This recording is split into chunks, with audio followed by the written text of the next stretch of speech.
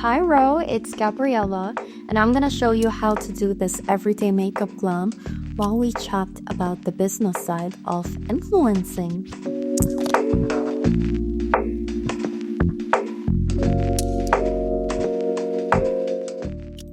Do you see this glow? It's my Say Beauty Rose Glow and Sun Glow that I mix, and this is my secret to the most flawless, everlasting makeup. Sun Glow, which gives me the most bronzy, rosy glow that literally lasts all day.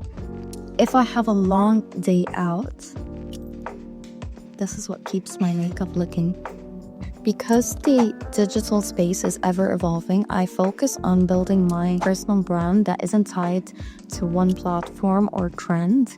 Because at the end of the day, I want my audience to connect to me as a person and not just the content I'm putting out.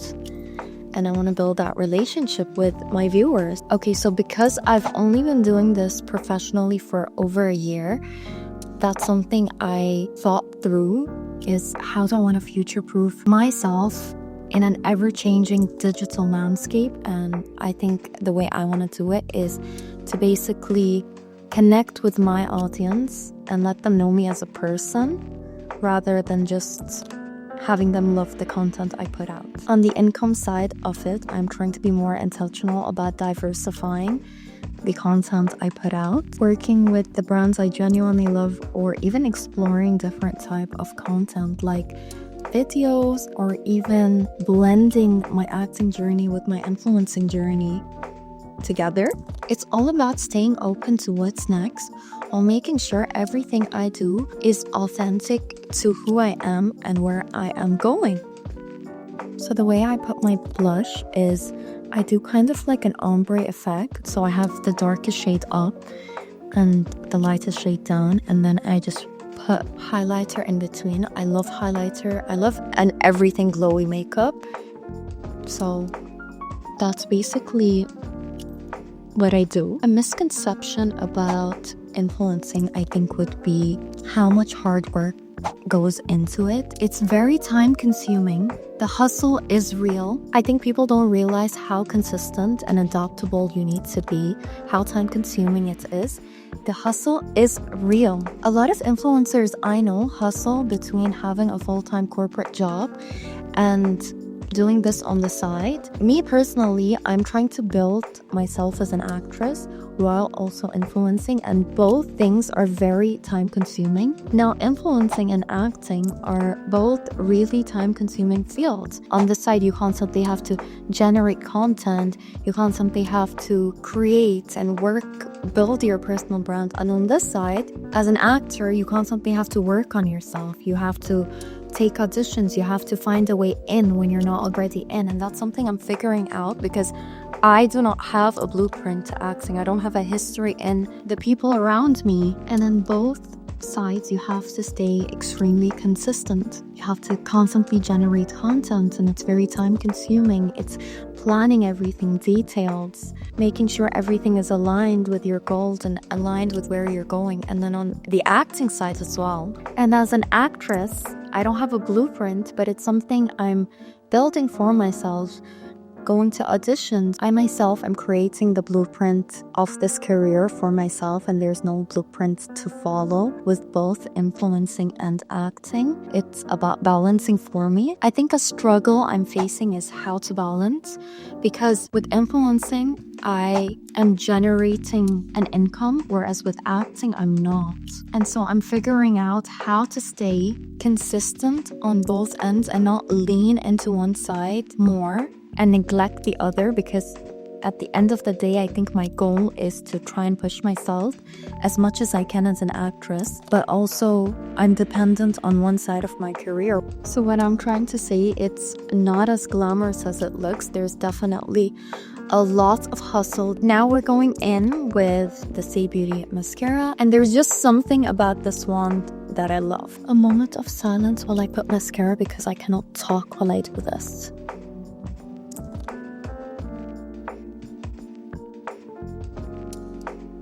Now we have to keep hustling because the algorithm is constantly changing. So how do you stay relevant and how do you keep your engagement high? So most of the times I try to keep up with trends, but only the ones that I feel align with me. At the end of the day, I find that consistency matters more than chasing trends. The algorithm is going to love you one day and completely ignore you the next week.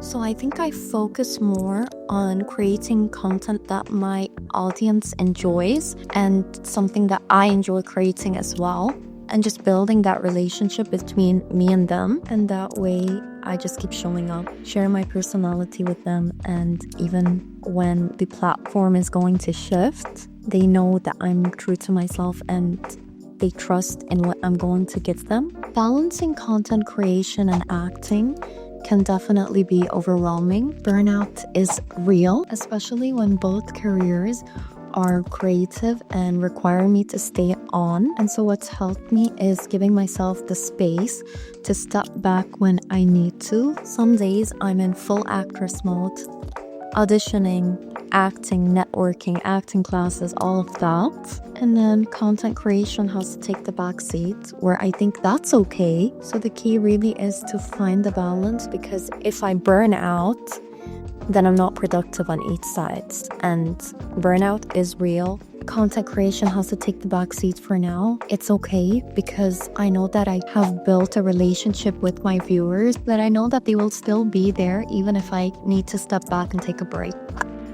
So I'm gonna set my makeup with Tarte's setting powder in the shade Pink. And that's my current favorite at the moment. Now, would there be anything I would change if I were starting over today? Let me think. I don't know if there's anything I would change. I would say that not be scared to build a relationship with my audience. I would say for the longest time, I've been scared to show my personality online. So I would tell myself starting out, if I were to do something different, is I would tell myself to not be afraid to show your personality and show yourself online, to talk to your audience, because I think for the longest time I did not talk to my audience. I would tell myself definitely to not be scared to connect with your audience, to talk to them, to let them know you for you rather than just know you for your content. If that makes sense. I would also tell myself that there is no blueprint. You don't have to follow what other people are doing in order to reach success. You just have to really be you, create content that you truly are passionate about. Longest time I was always putting lifestyle and fashion content, beauty content, and once I started putting glimpses of my journey as an actress, it felt like the most beautiful thing ever to be able to show my audience that side of me and let them know that I am an actress. I don't have a blueprint. I haven't acted in a movie yet. I did get an agent. I do go to auditions. I want to show you what it's like behind the scenes of an audition, how I prep myself. And I'm still a new actress, and I would love to share my journey with you. And so you're not only gonna get the beauty content that you love so much, or the lifestyle content that you wait for, but I will also show you glimpses of my career and what's going on. I was scared to put out content on acting. It's scary because you don't know where that journey is going to take you, because as I said, there's no set blueprint on being an actress or being a successful actress. Maybe for the next 2 years, I'm going to keep being in audition rooms and not getting anything. And maybe tomorrow I get an audition and that's the one for me. So it's scary to be vulnerable, but it's also a beautiful journey to share. And it's beautiful to know that people want to see that and be with you for that. Say that it's okay. So I would say for the longest time, I thought it was so scary to share my personal life, because it's not just something I'm passionate about. It's a career I'm trying to build. And there's a lot of vulnerability that comes with that. Rejections, auditions, self-doubt. But as soon as I put out one of my first glimpses into acting, my life as an actress on TikTok, the love I received was very overwhelming, and It was beautiful. It's overwhelming still because sometimes I meet people and they ask me like, so what about acting now? Like, have you gotten anything? And it's scary to be like, I posted that a while ago and how do I say like, no, like it didn't get anywhere, but that's okay. That's okay. So I started putting like half lashes. This is something I've just experimented within the last month and I realized I love it. Look at that. How nice! We love a cat eye moment.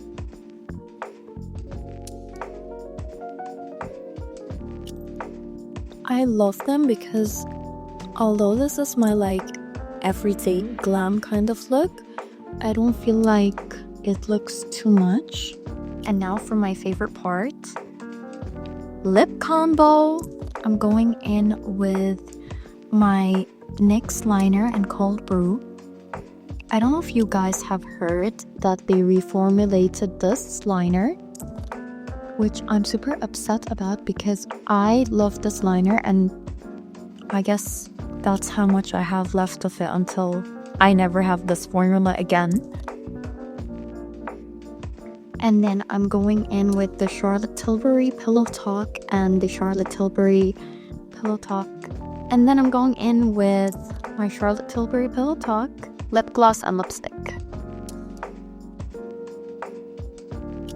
The combo of the lip liner and the lipstick already is like, wow.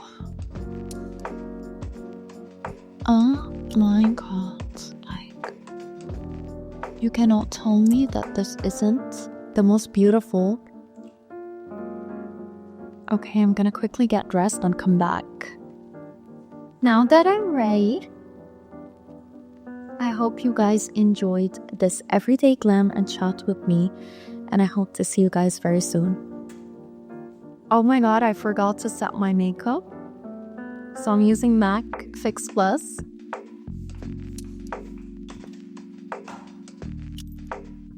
Get that all in. Okay, now I'm ready to leave.